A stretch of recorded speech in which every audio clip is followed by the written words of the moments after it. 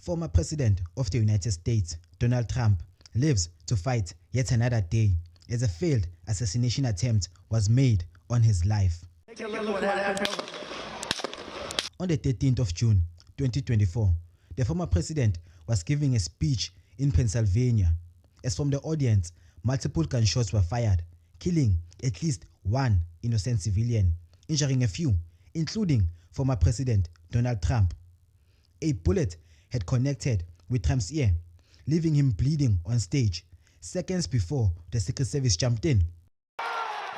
The shooter was dead and the Secret Service was investigating the shooting as an assassination attempt, a source told Reuters. The Secret Service agents were successfully able to protect the former president and execute the assassin, whom his motives and accomplices are yet to be discovered. "Fight! Fight! Fight!" he shouted, with blood in his face. Shooting shots and they miss, they can never handle this. Who the heck is this? Who the heck is this? Who the heck is this? Joe Biden has strongly condemned this act, saying, quote unquote, "There is no place in America for this kind of violence," quote. Some claim that allegedly this failed assassination was staged by Donald Trump himself to push his campaign for the upcoming elections.